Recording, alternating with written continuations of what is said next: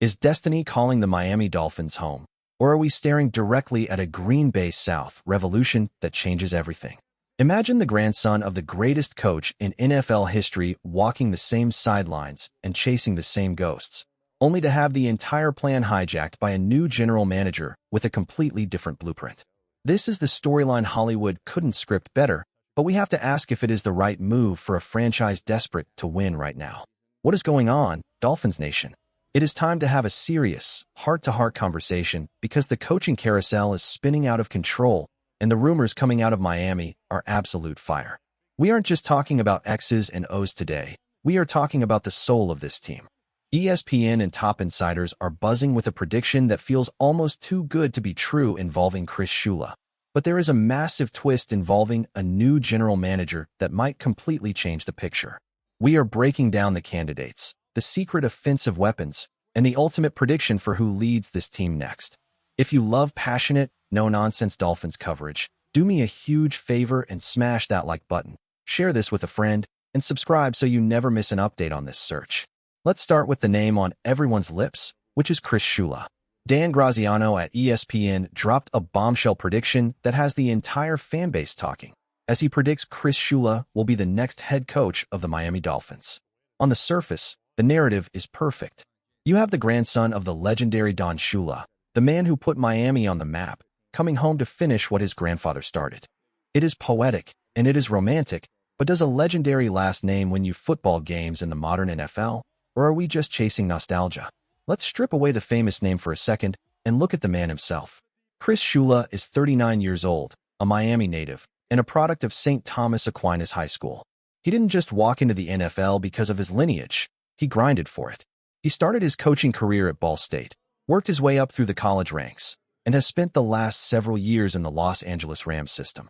This is the Sean McVay coaching factory that has produced brilliant minds like Zach Taylor, Matt LaFleur, and Kevin O'Connell. Shula has been the defensive coordinator for the Rams for the last 2 seasons, taking over for Raheem Morris, and the honest truth about his performance is that it shows massive growth.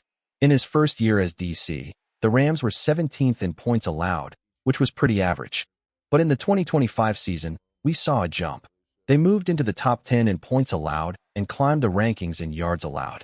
That shows a coach who is getting a better grasp of play calling and game planning, proving he isn't just riding coattails, but developing a real defensive identity. However, Miami isn't the only team looking at him. The Pittsburgh Steelers are reportedly heavily interested in Shula as well, and that should scare you a little bit. Pittsburgh has a history of identifying young, defensive-minded geniuses like Bill Cowher and Mike Tomlin. If the Rooney family, one of the smartest ownership groups in sports, thinks Chris Shula is the next big thing, that should tell you he is the real deal. He fits that young defensive leader mold perfectly, and the Steelers seem to think he is the betting favorite. But here is where the plot thickens for Miami. While the Shula connection is the emotional favorite, the logical favorite might be someone else entirely, because we have to talk about the Green Bay South theory. The Dolphins have made a massive move in the front office, bringing in Jon-Eric Sullivan from the Green Bay Packers to be the new general manager. Sullivan has been with the Packers for over 2 decades, and he knows how that organization runs with draft and develop stability and patience. Typically, when a new GM comes in, he wants a head coach he knows, trusts, and speaks the same language as. This brings us to Jeff Hafley. Hafley has been the defensive coordinator for the Packers, working in the same building as Sullivan. He has head coaching experience at Boston College, so he knows how to run a program, not just a defense. The connection between Sullivan and Hafley is undeniable. If Sullivan wants to recreate the Packers culture in Miami, a culture that has sustained success for 30 years, Hafley is the plug-and-play option. So, we are at a major crossroads. On one side, you have the destiny pick in Chris Shula. On the other, the organizational alignment pick in Jeff Hafley. This leads me to the question of the day, and I want you to be honest in the comments below. If you were the owner, which path do you choose? Type S for the Shula Legacy or G for the Green Bay Blueprint. I will be down in the comments debating with you guys because this is a franchise-altering decision. Now, let's pivot to the philosophy of this hire, because this is arguably more important than the name of the head coach. Miami is seemingly moving away from the offensive guru model we had with Mike McDaniel and swinging the pendulum back to a defensive mindset. We are seeing names like Shula, Hafley, Jesse Minter from the Chargers, and even Robert Saleh being thrown around. There is a trend here where the league is cycling back to defensive head coaches who can command a locker room, instill toughness, and manage the game, rather than just calling plays. But there is a massive danger in hiring a defensive head coach, which is that the offensive coordinator becomes the most important person on your staff. Think about it. If you hire a defensive guy and your offense stinks, you lose. If you hire a defensive guy and your offense is amazing, your offensive coordinator gets poached to be a head coach somewhere else after 1 year, and you are back to square one. It is a constant cycle of turnover. Look at Robert Saleh with the Jets, for example. He was a great defensive mind and his defense was top tier, but because they could never get the offensive coordinator or quarterback situation right, the team failed, and he got fired. The offense dragged the defense down. So, if Miami hires Shula, Hafley, or Saleh, they must nail the offensive coordinator hire. It has to be a home run. And I have a name for you that is starting to bubble up in league circles as the next offensive genius. That name is Nate Shilhasa. Keep this name on your radar because Nate Shilhasa is currently the pass game coordinator for the Los Angeles Rams. He is young, only 35, and has had a meteoric rise. He was a quarterback at Illinois, then coached at Iowa State where he eventually became the offensive coordinator, and then jumped to the Rams. In just 2 years in the NFL, he has gone from offensive assistant to pass game coordinator. Why does he matter? Because if you hire Chris Shula, Nate Shilhasa is the most logical choice to come with him as the offensive coordinator. They are on the same staff in LA right now, and they know each other. Shula knows the McVay system works, and he would bring Shilhasa to Miami to install that same high-powered offense. Even if you hire Robert Saleh, Shilhasa makes sense because Saleh knows he needs that Shanahan or McVay style of offense to succeed, and Shilhasa is the rising star in that tree. He is getting head coaching interviews already, which is insane for a guy who hasn't even been a full-time NFL offensive coordinator yet. That tells you how highly the league views him. Pairing a veteran defensive mind like Saleh or a young defensive guy like Shula with an offensive prodigy like Shilhasa could be the super team coaching staff Miami needs. But what if they go the Green Bay route with Jeff Hafley? If Hafley is the guy, the offensive coordinator choice likely comes from the Packers tree.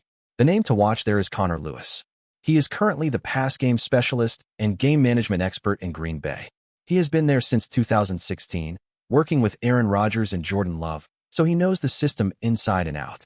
If Jon-Eric Sullivan and Jeff Hafley take over, Connor Lewis is the guy they trust to run the offense. It is less flashy than the LA Rams connection, but it is stable. It is truly Green Bay South. So where does this leave us? I have looked at the list of candidates including Chris Shula, Anthony Campanile, Jeff Hafley, Jesse Minter, Robert Saleh, and even Clint Kubiak. I am going to rule out a few.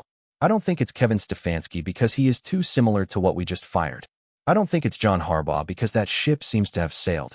If I had to place a bet right now, looking at the tea leaves and the movement in the front office, I think the fan favorite choice and the actual choice are different. My heart says Chris Shula. The story is incredible, the defense would be physical, and if he brings Nate Shilhasa with him, you get the best of both worlds with the Shula toughness and the McVay offensive scheme. It feels like the high-ceiling, electric move that ignites the fan base. But my head points directly to Jeff Hafley. The hiring of Jon-Eric Sullivan as GM is the smoking gun. You don't bring in a Packers executive of 22 years just to hire a random coach he has no connection with. You bring him in to build a culture he believes in. Hafley and Sullivan have that shared Green Bay DNA. They speak the same language, and they value the same traits in players. I believe Miami is about to become Green Bay South. They're going to try to replicate one of the most stable, successful franchises in sports history. Is it the sexy pick? Maybe not. Is it the viral pick? Definitely not. But considering how chaotic Miami has been for the last decade with the scandals and the instability, maybe boring and stable is exactly what the doctor ordered. I predict Jeff Hafley gets the job, brings in a Packers-style offensive staff, and they try to build this thing from the ground up with discipline and defense. But I want to hear from you. Am I wrong? Is the Shula destiny too strong to ignore? Or are you sold on the idea of Jesse Minter or Robert Saleh? This is going to be one of the most defining off-seasons in Dolphins history. The decision they make in the next week will dictate the next 5 years of this franchise. We are tracking every single interview, every rumor, and every flight tracker, so as soon as the news breaks, we will have it here first. Until then, fins up.